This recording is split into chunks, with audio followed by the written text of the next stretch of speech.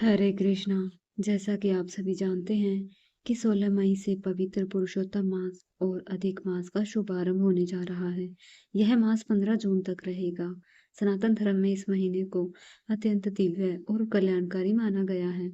शास्त्रों में कहा गया है कि वर्ष के सभी महीनों में पुरुषोत्तम मास विशेष पुण्य प्रदान करने वाला होता है। यही कारण है जब भी अधिक मास आता है तो भक्तों के मन में अनेक प्रश्न उठने लगते हैं। विशेष रूप से 33 दान, 33 दीपदान और 33 मालपुओं के दान को लेकर लोगों की जिज्ञासा बहुत अधिक रहती है। कई भक्त पूछते हैं कि आखिर 33 वस्तुएं कौन सी होनी चाहिए? क्या हर वस्तु 33 की संख्या में होनी चाहिए? दीपदान कैसे करना चाहिए? क्या एक ही दीपक में 33 बातियां रखनी चाहिए या 33 अलग-अलग दीपक जलाने चाहिए? दान कब देना चाहिए और किसे देना चाहिए? क्या पूरे अधिक मास में थोड़ा-थोड़ा दान किया जाना जा सकता है? या यदि किसी की आर्थिक स्थिति कमज़ोर हो तो क्या यह नियम कर सकते हैं? आज इन सभी प्रश्नों का विस्तार से उत्तर जानेंगे। इस वीडियो में अंत तक बने रहिए और यदि जानकारी अच्छी लगे तो वीडियो को लाइक करें, चैनल को सब्सक्राइब करें और कमेंट बॉक्स में ओम पुरुषोत्तम देवाय नमः और अवश्य लिखें। भक्तों, सबसे पहले यह समझना आवश्यक है कि अधिक मास होता क्या है। हमारे पंचांग में सूर्य और चंद्रमा की गणना के बीच अंतर आ जाता है। इसी अंतर को संतुलित करने के लिए लगभग प्रत्येक 3 वर्ष में एक अतिरिक्त महीना आता है। इस अतिरिक्त महीने को अधिक मास कहा जाता है। भगवान श्री कृष्ण ने स्वयं इस मास को अपना नाम प्रदान किया, इसलिए इसे पुरुषोत्तम मास कहा जाता है। पुराणों में कथा आती है कि जब यह महीना स्वयं को उपेक्षित और तिरस्कृत अनुभव करा रहा था, तब भगवान श्री हरि ने इसे सम्मान देते हुए कहा, आज से यह महीना उसके नाम से जाना जाएगा। तभी से यह पुरुषोत्तम मास कहा जाने लगा। यही कारण है कि पूरे महीने में भगवान विष्णु की पूजा, जप, पाठ, दान और भक्ति का अत्यंत विशेष महत्व माना गया है। शास्त्र कहते हैं कि यदि कोई व्यक्ति पूरे वर्ष अधिक भक्ति नहीं कर पाता, लेकिन पुरुषोत्तम मास में श्रद्धा से भगवान का स्मरण कर ले, दीपदान कर ले, अन्नदान कर ले और भगवान का नाम जप ले, तो उसे महान पुण्य की प्राप्ति होती है। इसलिए इस महीने को आत्मशुद्धि और भगवान के निकट आने का महीना भी कहा गया है। संसार के कार्य तो जीवन भर चलते रहते हैं, लेकिन यह महीना हमें याद दिलाता है कि जीवन में भगवान के लिए भी समय निकालना आवश्यक है। अब बात आती है कि उस 33 दान की, जिसके विषय में आजकल सबसे अधिक चर्चा बनी हुई है। बहुत से लोग केवल इतना सुन लेते हैं कि अधिक मास में 33 वस्तुओं का दान करना चाहिए। इसके पीछे का वास्तविक भाव नहीं समझ पाते। वास्तव में यह संख्या केवल एक संख्या नहीं बल्कि नियम है, बल्कि श्रद्धा, सेवा और त्याग का भी प्रतीक है। सनातन धर्म में 33 संख्या को अत्यंत पवित्र माना गया है। हमारे शास्त्रों में 33 कोटि देवी देवताओं का उल्लेख मिलता है। यहाँ कोटि का अर्थ केवल करोड़ नहीं, बल्कि दिव्य शक्तियों और प्रकारों से भी माना जाता है। इसलिए अधिक मास में 33 वस्तुओं का दान करना शुभ और पुण्यदायक माना गया है। अब कई भक्त पूछते हैं, क्या हर व्यक्ति यह नियम कर सकता है? तो इसका उत्तर है हाँ, बिल्कुल कर सकता है। स्त्री, पुरुष, गृहस्थ, वृद्ध, युवा, कोई भी व्यक्ति जो भगवान में श्रद्धा रखता है और अपनी क्षमता अनुसार दान करना चाहता है, तो वह यह नियम कर सकता है। यहाँ सबने महत्वपूर्ण चीज आपकी श्रद्धा और आपका भाव है। यदि किसी के पास अधिक धन नहीं है, तो भी वह अपने सामर्थ्य अनुसार थोड़ा दान कर सकता है। भगवान भाव देखते हैं, दिखावा नहीं। बहुत से लोग सोचते हैं यदि वे 33 प्रकार की महंगी वस्तुएं नहीं जुटा पाए तो उनका दान अधूरा रह जाएगा, लेकिन ऐसा बिल्कुल नहीं है। शास्त्रों में भी कहीं यह नहीं लिखा कि केवल धनवान व्यक्ति ही पुरुषोत्तम मास का पुण्य प्राप्त कर सकता है।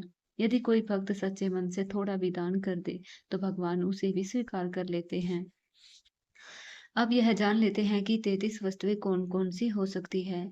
वास्तव में इसकी कोई निश्चित सूची नहीं है। आप अपनी श्रद्धा और सामर्थ्य अनुसार वस्तुएं चुन सकते हैं। फिर भी कुछ वस्तुएं ऐसी हैं जिनका अधिक मास में अधिक विशेष महत्व बताया गया है, जैसे अन्नदान, जलदान, तिलदान, फलदान, वस्त्रदान और दीपदान। यदि आप अन्न का दान करते हैं, तो यह सबसे श्रेष्ठ दानों में गिना जाता है, क्योंकि अन्न ही जीवन का आधार है। भूखे व्यक्ति को भोजन कराना केवल दान नहीं बल्कि महान सेवा मानी गई है। इसी प्रकार गर्मी के समय प्यासे को जल पिलाना अथवा जल की व्यवस्था करना अत्यंत पुण्यकारी माना गया है। तिल का दान भी अधिक मास में विशेष महत्व रखता है। शास्त्रों में तिल को पवित्रता और पापों के नाश का प्रतीक माना गया है। इसलिए तिल का दान और तिल से संबंधित पूजा इस महीने में शुभ मानी जाती है। फलदान भी अत्यंत श्रेष्ठ माना गया है।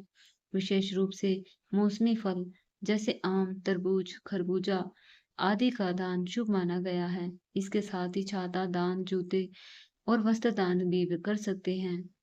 पुराणों में दान की महिमा का विस्तार से वर्णन मिलता है। कहा जाता है जिसने जीवन में जल दान किया होता है उसे आगे की यात्रा में जल की प्राप्ति होती है।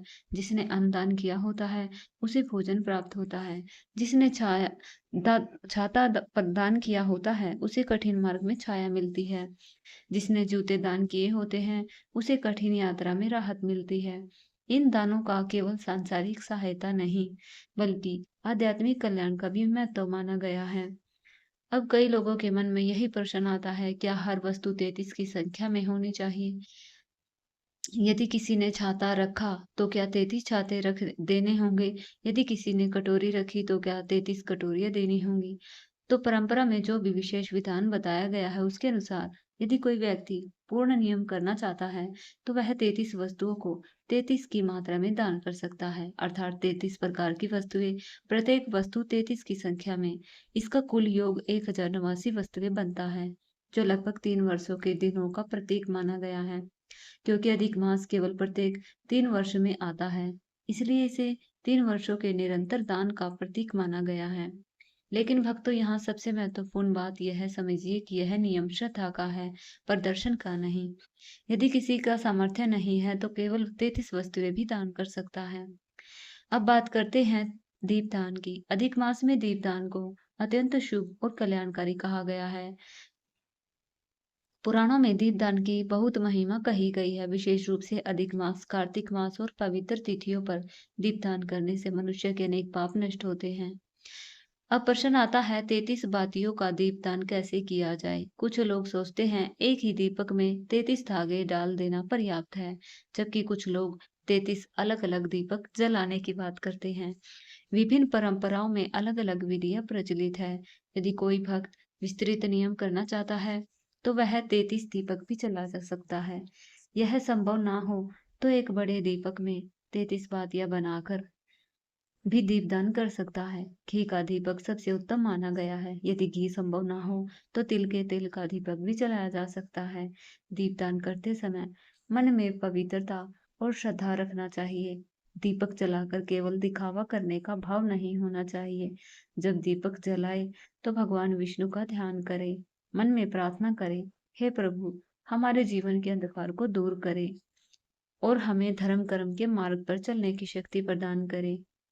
अब प्रश्न आता है, दीपदान कहाँ करना चाहिए? यदि घर में मंदिर है तो भगवान के सामने दीपक जला सकते हैं, तुलसी माता के पास दीपक जला सकते हैं, पीपल के वृक्ष के नीचे दीपदान करना भी पुण्यकारी कहा गया है। यदि कोई तीर्थ स्थान, नदी तट या मंदिर में जाकर दीपदान करता है तो उसका महत्व और अधिक बढ़ जाता है। कई भक्त पूरे मास में प्रतिदिन दीपदान करते हैं, जबकि कुछ लोग केवल एकादशी, पूर्णिमा और विशेष तिथि पर दीप जलाते हैं। दोनों ही प्रकार से श्रद्धा का महत्व माना गया है। अब बात करते हैं संकल्प की। सनातन धर्म में किसी भी धार्मिक कार्य को करने से पहले संकल्प लेने की परंपरा है। अधिक मास में यदि आप 33 दान या दीपदान का नियम लेना चाहते हैं तो अधिक मास के प्रथम दिन स्नान करके स्वच्छ वस्त्र धारण करें, भगवान विष्णु के सामने बैठे, हाथ में जल, पुष्प और अक्षत ले, मन को शांत करें और भगवान का ध्यान करते हुए श्रद्धा भावना से यह कहे कि हे प्रभु, मैं अपनी श्रद्धा और सामर्थ्य अनुसार यह दान और दीपदान का नियम ग्रहण कर रहा हूँ। कृपया इसे स्वीकार करें और मेरे जीवन में शांति, समृद्धि और भक्ति प्रदान करें। अब कई भक्त पूछते हैं कि दान कब देना चाहिए? कई लोग पूरे अधिक मास में थोड़ा थोड़ा दान करते हैं, कुछ लोग विशेष तिथियों पर दान करते हैं और कुछ लोग मास के अंत में दान करते हैं। यदि कोई व्यक्ति 33 की मात्रा वाला बड़ा नियम कर रहा है तो वह समय के अनुसार धीरे धीरे भी दान कर सकता है। दान किसे देना चाहिए? शास्त्रों में कहा गया है दान ऐसे व्यक्ति को देना चाहिए जो उसका सही उपयोग करे। गरीब, जरूरतमंद, वृद्ध, असहाय और धार्मिक स्वभाव वाले व्यक्ति को दान देना आवश्यक है। कई ब्राह्मण लोगों को दान देते हैं और कई गौशाला में सेवा करते हैं, कुछ मंदिरों में अन्नदान करते हैं। यह सब श्रद्धा और परिस्थिति के अनुसार किया जा सकता है। इसी के साथ इस महीने में क्रोध कम करना चाहिए, झूठ बोलने से बचना चाहिए, अपशब्दों का प्रयोग नहीं करना चाहिए। यदि व्यक्ति बाहर से पूजा करे, भीतर से कटुता रखे, तो पूजा का प्रभाव कम हो जाता है। अब बात करते हैं 33 मालपुओं के दान की। अधिक मास में 33 मालपुओं का दान भी इसी भावना से जुड़ा है। मालपुए मिठास और संतोष का प्रतीक माने जाते हैं। यदि कोई भक्त 33 मालपुए बनाकर भगवान विष्णु को भोग लगाए और उसके बाद श्रद्धा से जरूरतमंदों, ब्राह्मणों और भक्तजनों में वितरित करे तो इसे अत्यंत शुभ माना गया है। यह भी मुख्य बात संख्या नहीं बल्कि भावना है। भोजन का दान प्रेम और सम्मान के साथ किया जाता है तो उसका पुण्य अनेक गुना बढ़ जाता है।